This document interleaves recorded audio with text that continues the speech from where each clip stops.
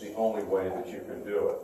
The first two levels of the markets, number one, are the physical exchanges. That's what we've been talking about with the physical locations, the specialists, the central limit order book, blah, blah, blah. Notice, that's item one on the list, physical exchanges. Well, item two on the list is the electronic exchanges. Well, the electronic exchange is more than NASDAQ. And I want you to understand that NASDAQ is the most visible part of the electronic exchange, but it's not the only part of the electronic exchange. And so there are three different levels associated with NASDAQ. Notice, the real demarcation is between 1 and then 2 and 3 is the other two. The first level of NASDAQ is the National Market System Securities, or NMS securities. There are about 4,500 of those. Notice, these numbers are off of the website for NASDAQ. They're way out of date, so you can look up what they are today. If you Google NASDAQ National Market System, you'll in turn find out how many securities are traded on the National Market System. The National Market System stocks are the biggest and the most widely held and widely traded securities on the NASDAQ.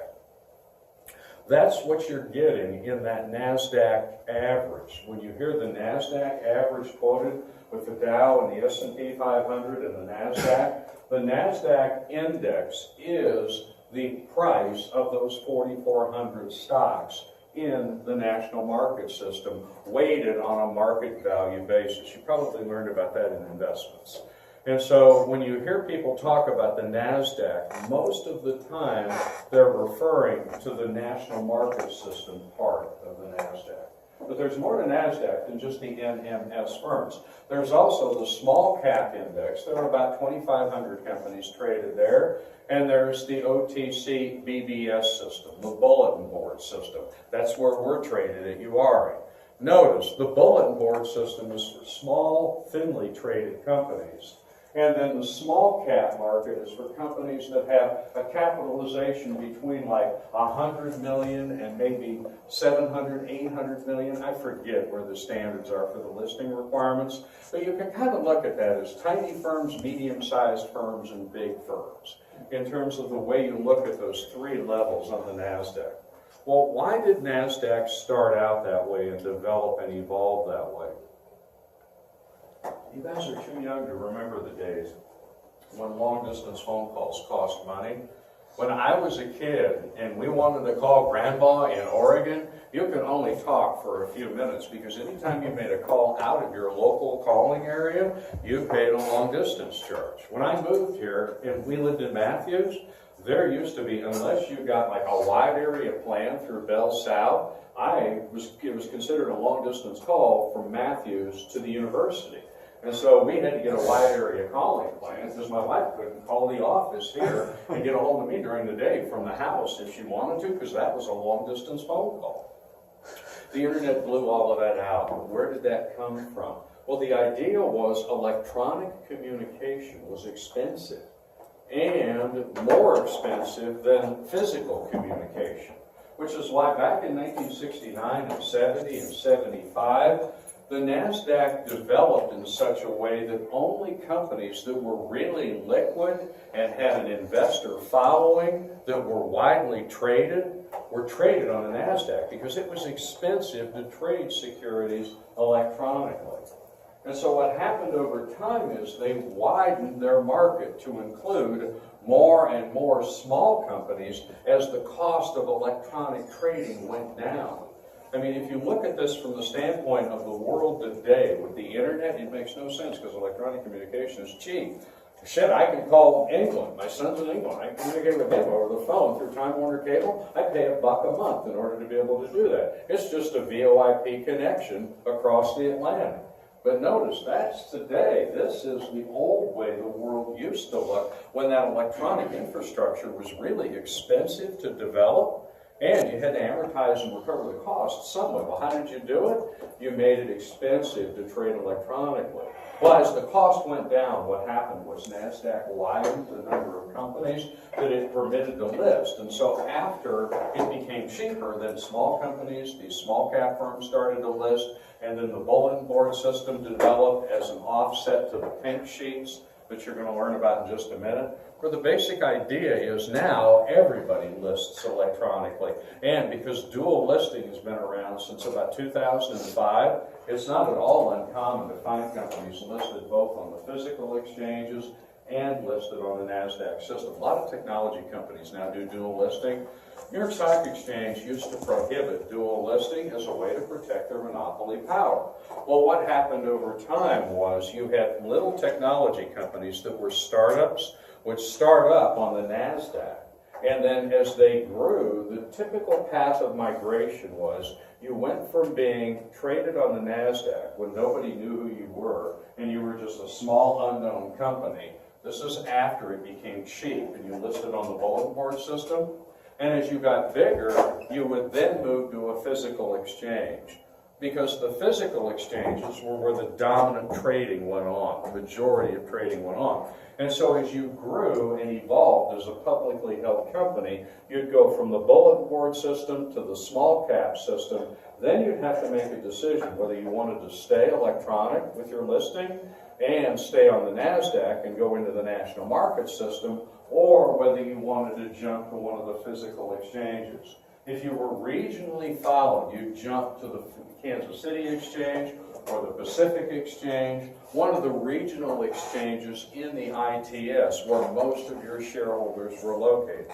And then as you got bigger and outgrew that region, you'd go to the American Stock Exchange. And as you got even bigger, you'd go to the New York Stock Exchange. And so you kind of went up the ladder of exchanges as you grew in history and sophistication and size and shares outstanding into a big, dominant, publicly held company. All of that changed back in the 80s and the 90s with the technology revolution, because you had tech companies like Microsoft, like Lotus Development Corporation, like Ashton Tate. Ashton Tate did DBase. Remember DBase 3, for those of you that know technology?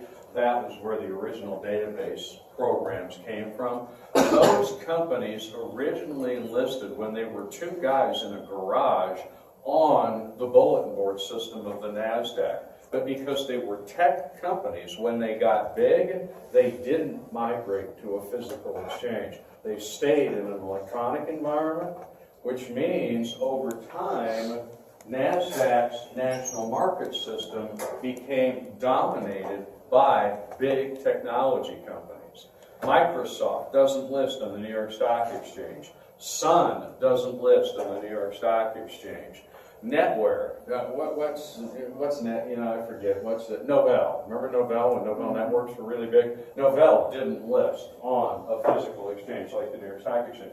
They all just maintained their electronic listing because they were in the technology business. That's why in the last 20 years, NASDAQ has acquired a reputation of being a tech index. It's not a tech index. It's only become a technology index because the biggest firms in the national market system are technology firms that didn't list in physical exchanges. Well, at that point, the New York Stock Exchange got a whole lot friendlier to the idea of dual listing, because the whole idea of prohibiting your stock from being dually listed was to create an incentive for these big companies to migrate off the NASDAQ over to the New York Stock Exchange as they got big. And since the New York Stock Exchange was the biggest and the best and the most liquid and the most visible of all financial markets in the United States, well, shit, when you got big, it was just natural that you'd want the prestige of being traded on the New York Stock Exchange. And then along came companies like Microsoft and Apple and so forth, and they said, we don't need that. We're happy right here on the electronic exchange. Google is another more modern example, where the basic idea is at that point the New York Stock Exchange said, okay, we'll permit dual listing. If you want to list over there and you want to trade over here, you're okay to do that. Notice the rules are fungible if you want to maintain your competitive position in the market. The New York Stock Exchange is just masters at this game until ECNs rolled over them and ran them out of business practically. And so the basic idea is Hewlett-Packard said, okay, fine, we'll be dual listed. So you'll find some tech companies occasionally are dual listed, but it hasn't become as popular as we thought it would at one time. That's the first and the second level of markets. Now, the rest of the over-the-counter market.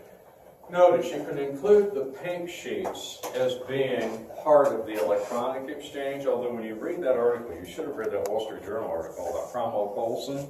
You know, can you really call the pink sheets a market? And the answer is no. The pink sheets are a bulletin board system, similar to what this bulletin board system on the OTC market is, but it's a different kind of bulletin board because it doesn't permit trading through the board. The OTC market in NASDAQ does have level 3 Quotron access, so that bulletin board system is a bona fide licensed SEC regulated market. Markets are regulated and licensed by the Securities and Exchange Commission. Well, in order to avoid that, the pink sheets developed into this internet-driven publication service. And you can see this on the net. Just go to pinksheets.com. I'll show you where the name comes from on Monday because I was late today. I didn't grab my pink sheets upstairs. But I've got the old pink sheets in physical form to show you where the name pink sheets came from. Pink Sheets was started by a company called, what is it, the National Quotation Bureau, NQB, was the original name of the company. And what they did was they provided a publication service where market makers could phone in their bid-ask spreads to NQB on a particular stock. NQB would in turn publish a listing, and it was a hard copy listing printed on a half a sheet of paper, and the paper was pink. Because when you're in a market-making environment, there's a lot of paper that surrounds a market maker. And so, you know, if you wanted a quote on a security that wasn't traded electronically, you looked in the pink sheets. And the reason why these things became known as pink sheets was because they were pink pieces of paper. And they were pink because it stood out when there was a bunch of paper in the room. And you're on the other side of the room, and you got the pink sheets, and I say, hey, hand me the pink sheets, I need a quote. And so broker-dealers in retail offices all subscribed to this pink sheet service because that gave them the ability to quote little companies that weren't formally listed on any exchange. So what you're learning is there's a difference between a privately held company, a public company, and a publicly traded company. You didn't learn that in 3120 because we keep the details out of that course. Notice, closely held companies are less than 25 shareholders, or a privately held company is less than 25 shareholders. But when you get above 25 but below 3,000 shares, you can be publicly held, but you don't have to be publicly traded. You can in turn either trade through the NASDAQ bulletin board system, or you can trade through the pink sheets. Where the pink sheets today are all electronic quotations. Back in the old days, it was paper. I'm going to show you the paper-based quotes on Monday, where it's basically a publication service. It's like a newspaper. Every day they publish, you know, it's a couple hundred pages worth of stuff. They put a couple staples in the top of it, and they send it around to all the broker-dealers in the industry that subscribe to the service. If you wanted to look up what a company's current bid-ask spread is, market makers could list that they made a market in that stock, and you'd see yesterday's spread in the pink sheets. And along with that listing, you'd see an 800 number, a telephone number. So if you wanted to trade the stock, as a broker-dealer, somebody calls the office and says, give us a quote on this little company. You look it up in the pink sheets, you've got an 800 number, you pick up the phone, you call them, and you say, what's your quote today? And so notice, it's a way to communicate pricing information without perfecting the trade. Well, why do you do that? Because you're not technically a market. Notice the pink sheets are a publication service. They don't permit trading. Trading goes on the third or the fourth market. We'll get to that in just a minute. But I include the pink sheets as being part of the electronic market because they do everything that the bulletin board system does, right up to the point where you perfect and complete the trade. Now, if you read the book, Kidwell and Peterson like to call ECNs part of the electronic or the over-the-counter market. Remember, OTC is just a synonym for or a metaphor for the electronic market. I don't. I think that electronic communication networks are sufficiently different from the market maker that they deserve a list of their own, a category of their own. And so I call that the seventh market, and other authors call that the seventh market as well. But there is an agreement in finance about that because the world is evolving faster than we can think through how to classify things. What really differentiates an electronic communication network from the OTC market is there are no market makers in an ECN. There are no people in an ECN. An ECN is a computer, okay, with a bunch of fiber optic ports that are coming in the back that are connected to routers that live in a server farm in Lower Manhattan. Now that makes that different enough in my mind from the over-the-counter market where you've got SelectNet, SOs, and Quotron terminals, and at the end of those Quotron terminals are human eyeballs that stare into them all day long. That's the traditional electronic market. That's not what an ECN is. An ECN is an electronic way to trade, but it's done without people. It's all done with computers and software with direct connections to broker-dealers that subscribe to the ECN service. That's why I call it a completely different kind of animal than the over-the-counter market. Your book includes it in the list of things they call the over-the-counter market. Now, after the organized exchanges level 1 and the over-the-counter market level 2, we stopped naming things. And so the next thing that came on that list of different ways to trade was the third market because that was number 3 in our list. See how we don't have formal names for things? It just develops around the way people communicate. Well, the third market is when a physically listed security trades off the floor of the exchange where it's listed. Remember when I talked about Rule 390 a little while ago? Rule 390 limited the size of the third market because you couldn't trade a listed security provided the listing was taken out before 1979 during the day between 9:30 and 4 in the afternoon in the third market. That was deliberately designed to limit the over-the-counter market's ability to trade NYSE listed securities and all the regionally listed securities as well, because if you were part of the ITS, you belonged to 390 and you had that sort of monopolistic advantage. And so when you read all those articles that I've assigned that show you how the third market grew after 2000 when 390 was abolished, that's why they're talking about the third market. That's where a listed security trades somewhere where it's not listed. And what they're really talking about is physically listed securities. Securities listed on physical exchanges trading in one of the electronic venues. They don't differentiate between the OTC, whether it's traded in the over-the-counter market or whether it's traded in an ECN. It's just traded off the floor of the exchange or outside. I can't say off the floor of the exchange anymore because of archipelago. It's traded outside the market where it's listed. That's the way you've got to say it. What's the fourth market? We don't need markets in order to exchange securities. I know some of you own stock because you've been buying it this semester. If you take possession of your securities, which nobody does anymore, everybody holds these things in book entry form, but back in the old days, people used to hold paper certificates. And if you had your paper certificates for Wells Fargo and you wanted to sell them to me, you could sell them to me. Where's Wells Fargo right now? 44, 45? Isn't it 52? I'll give you 45 for it. Okay, you don't have to go, that's right, you dumped it. Okay, well, let's say you still had it, it's at 52. I give you 55 for it. Would you take that? You'd say yes. All you have to do is to sign the back of the securities, put your address down, have your signature guaranteed. A signature guarantee is just you take it to the bank and they say, yes, you are who you say you are. It's like having something notarized. And then you hand it to me. I fill in my name and address, and at the bottom of the security, at the bottom of the back of the share, it tells me who the stock transfer agent is. I mail the securities into the transfer agent after that back form has been completed, and they send me back the same shares in my name because I'm the new registered owner of the company. That's the fourth market. You don't need a market to trade stocks. You can trade paper-based securities anywhere.